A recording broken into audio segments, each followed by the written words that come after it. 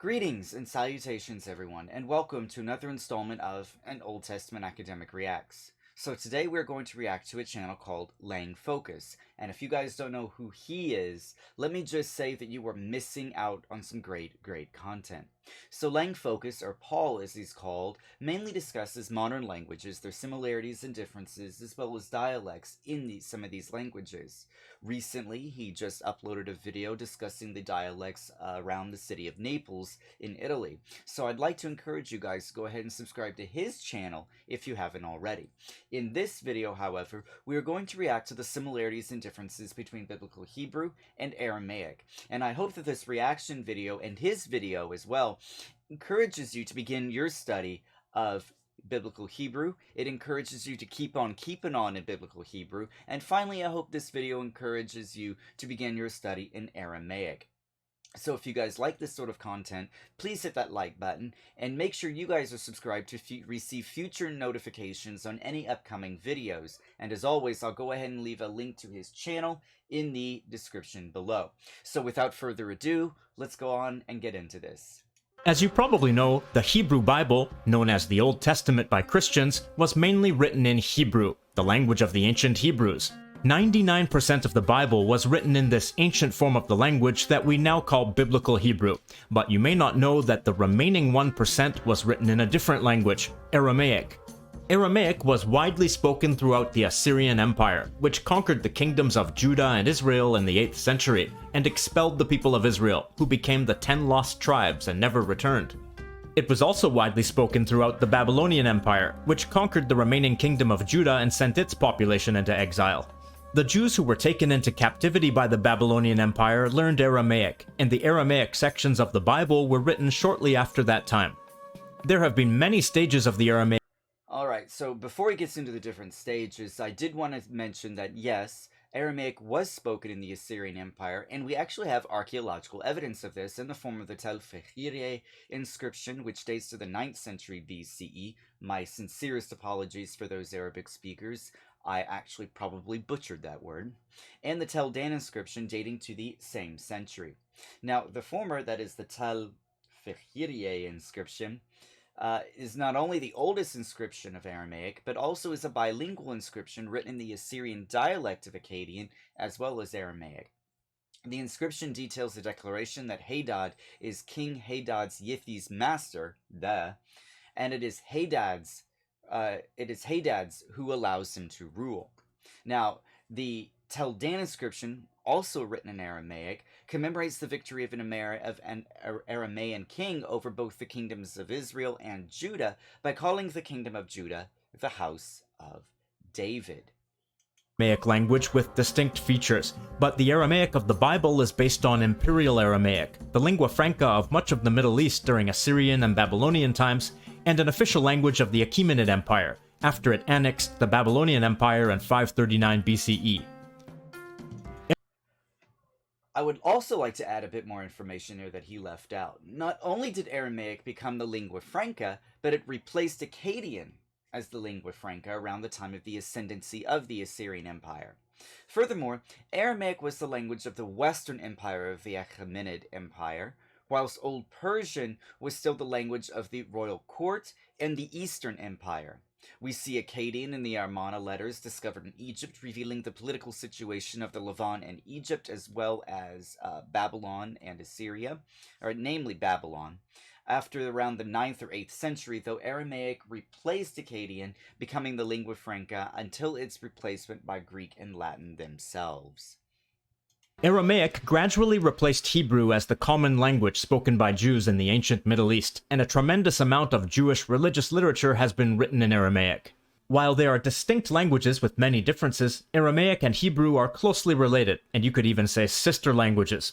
They both belong to the northwest branch of the Semitic language family, though Hebrew belongs to the Canaanite sub-branch, along with Phoenician, while Aramaic forms its own sub-branch. In the Hebrew Bible and other Jewish writings, they are both written in the same square script, which is a variation of the Aramaic script, which was developed by Jews after the Babylonian exile. The original Hebrew script was different and is now referred to as the Paleo-Hebrew script, and was essentially identical to the Phoenician script. In printed Bible texts, both languages use the same system. Absolutely. The square script came about the time after the Babylonian exile, and the Nikud or vowel markings didn't come about until the 10th century when the Masoretes, he'll say this in a few seconds, added them to what is now known as the Leningrad Codex, which dates to 1009 AD. In the beginning, see what I did there? There were two different Nikud or vowel marking systems, if you will. There was the Tiberian and the Babylonian. The Tiberian is the Nikud system that scholars and academics mainly use today, and the markings appear below the letters, whilst the Babylonian system puts the letters or adds the letters above, or the vowels above the letters. There is also a third system called the Palestinian system, but that system has gone extinct, actually. Of vowel markings, which were added to the original text centuries later by Jewish scribes known as the Masoretes. Both languages have the same system of word formation, word roots usually consisting of 3 consonants, which are added into templates, patterns of affixes and vowels which add meaning to the root. For example, Biblical Hebrew, shil. I also want to add here that this is not exclusive to Biblical Aramaic or Hebrew. We also have word roots with 3 consonants in Ugaritic and Akkadian as well, and it seems to be indicative to all of these, at least Northwest and Northeast Semitic languages. Ton. In Biblical Aramaic, shalton. Nouns which mean power, sovereignty, or dominion. They both have the root shin, lameth, tet.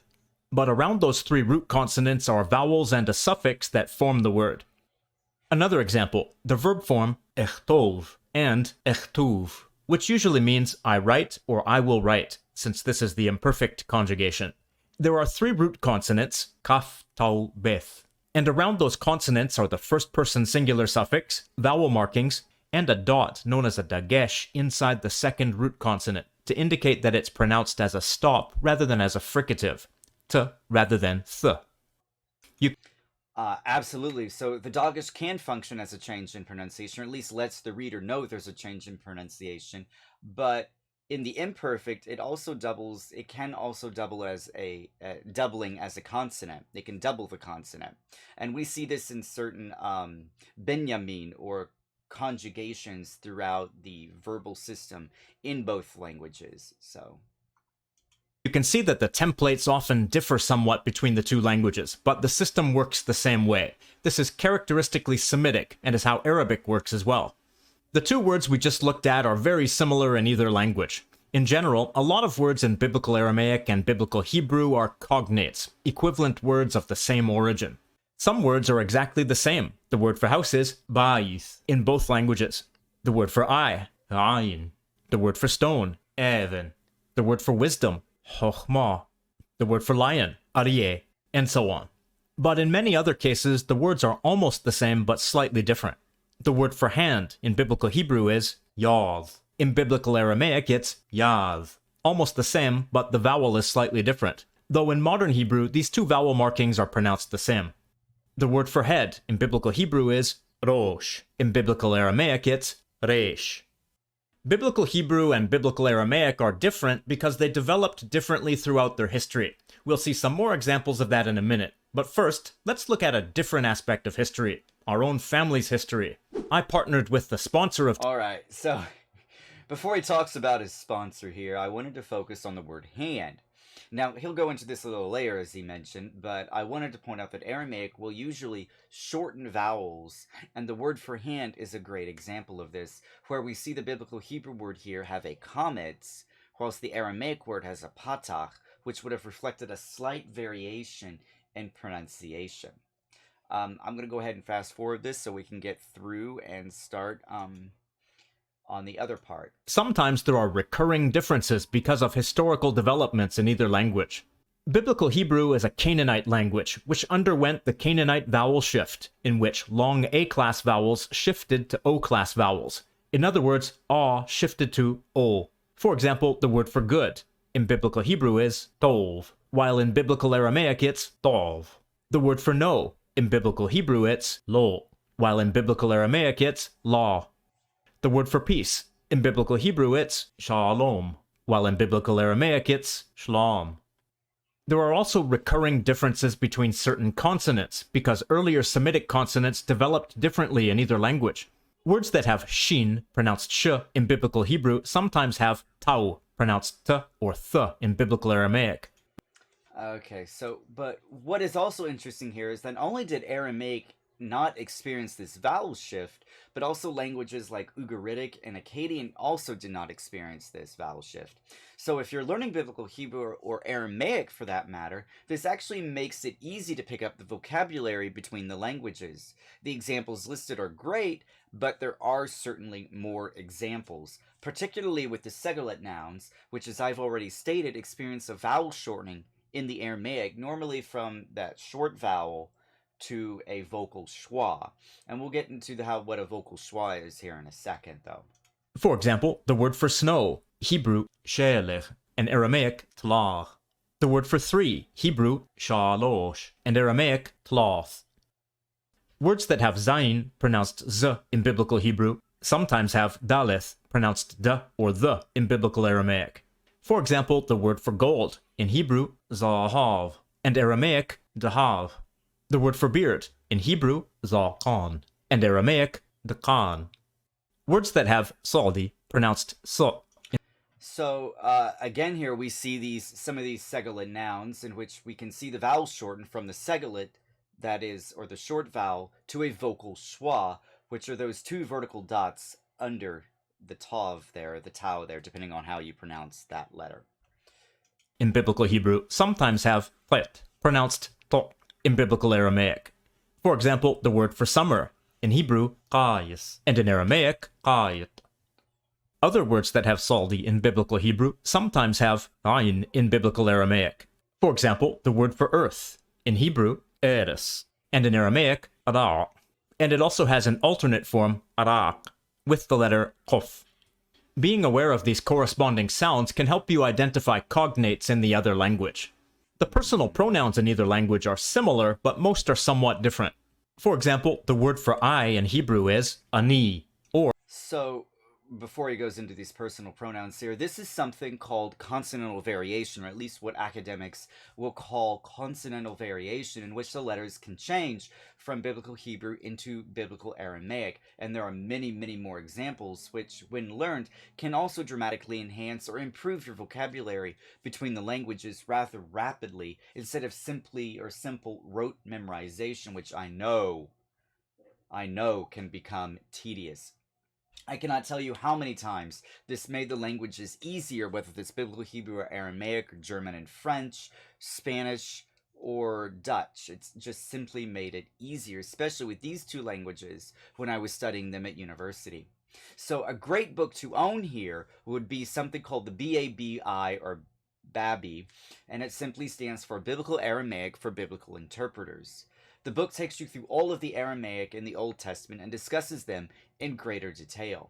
Another great book for learners of Aramaic would be the Aramaic, Ezra, and Daniel, a handbook on the Aramaic text. But if you're just starting on your journey into Aramaic, I would or should like to recommend either Greenspan's An Introduction to Aramaic or Michael or Dr. Van Pelt's book. The way I learned it was through Basics of Biblical Aramaic, which I think in some certain seminaries it's the standard, as well as we'll get into the Hebrew resources I think a little later, but I just wanted to make that known to you guys. Or anochi, while in Aramaic it's ana.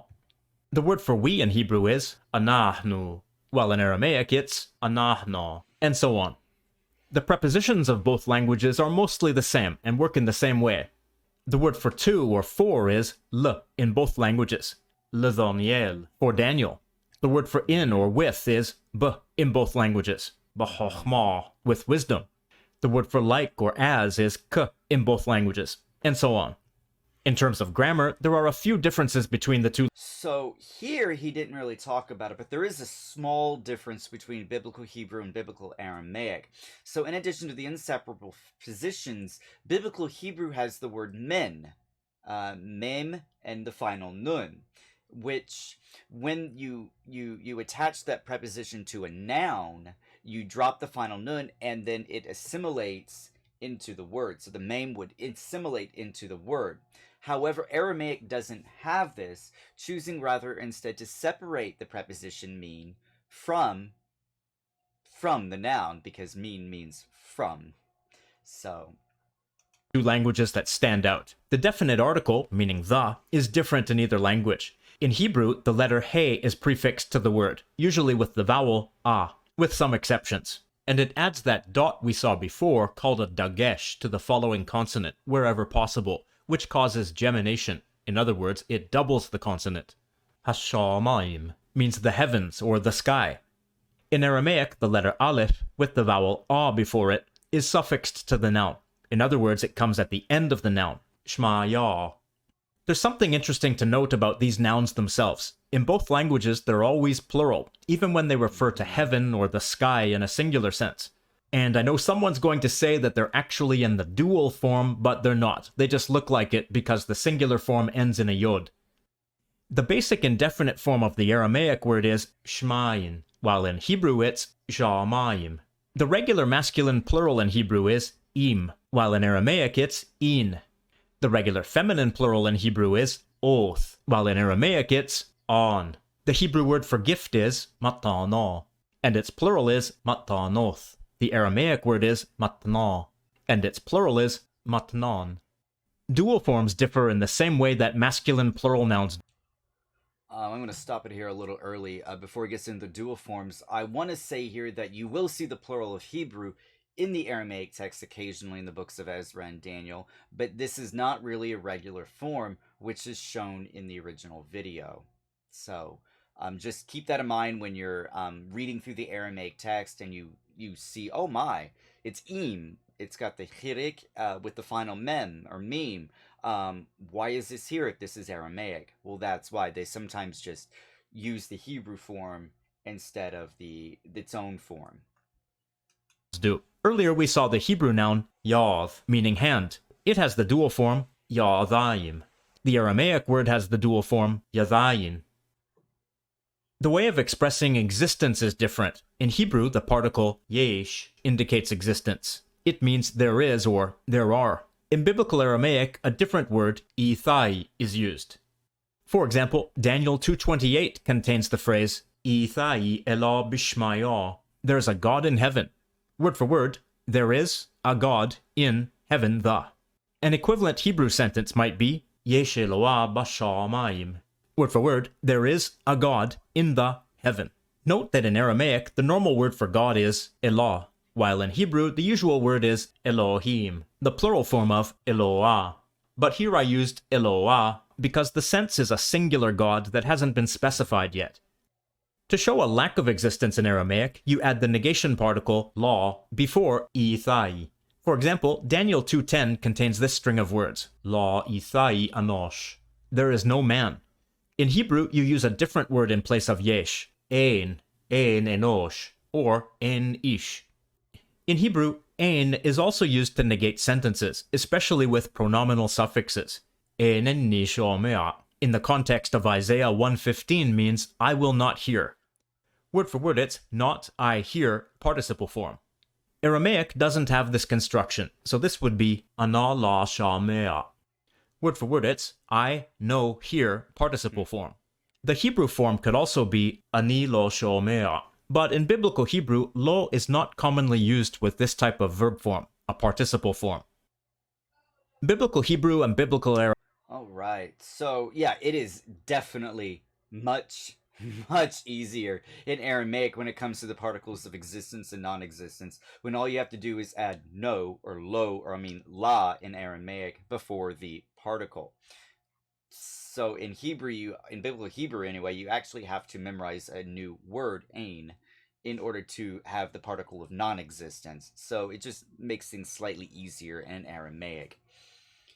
Aramaic also use a different relative pronoun, meaning which or that. In Aramaic, it's di. This phrase means the temple which was in Jerusalem. Hechla di Yerushalem. Word for word, temple the which in Jerusalem. Note that hechal can mean either palace or temple. The Hebrew word is asher. Ha-hechal asher b'Yerushalayim. Word for word, it's the temple which in Jerusalem. There's also a short equivalent, she, which prefixes to the following word, so this could be Hahechal Shebirushalayim. The Aramaic pronoun di is also used to show a genitive relationship between words, like of. Let's take the genitive phrase, the gold of the king, or the king's gold. This can be expressed in three ways. With a construct chain, dahav malka, word for word, gold, construct form, king the. With di, dahava the malka, gold the of king the. Or with di and a possessive suffix on dahav, dahave the malka, word for word, gold his of king the, like his gold of the king. In biblical Hebrew, construct chains are ubiquitous. Zahav ha-melech, gold, construct form, the king. The Hebrew cognate of di is ze, but it lost its genitive usage and only retained its use as a demonstrative pronoun, meaning this. Another way to show the genitive in Hebrew is to use asher, literally which to, or you could think of it as which belongs to. Hazahav asher melech. Word for word, the gold, which to the king. Asherla also developed into the possessive particle. Okay, before he goes on here, you'll see this, at least the phrase to belong to in the Psalms, where the writer lets the reader know to whom a particular psalm belongs. Like the Psalm of David would be the psalm that belongs to David. You'll see the lamed as the preposition, or at least function as a genitive, in those instances throughout the Psalms. So, shel, hazahav shel ha-melech. This is the norm in later forms of Hebrew, including modern Hebrew, but doesn't appear in biblical Hebrew. Like the Aramaic sentence, dahave the malka, later forms of Hebrew, including modern Hebrew, have sentences like this, zahavo shel ha-melech, his gold of the king. But this doesn't occur in biblical Hebrew, and seems to be from later Aramaic influence. Yeah, definitely comes One later. last grammatical difference I want to mention is that biblical Aramaic does not have the waw conversive. In both biblical Hebrew and Aramaic, the word w, spelled with the letter waw, means and sometimes but. But in biblical Hebrew, it also has the function of reversing a verb's tense, or its aspect, to be more precise. Take this sentence from Leviticus 1:1.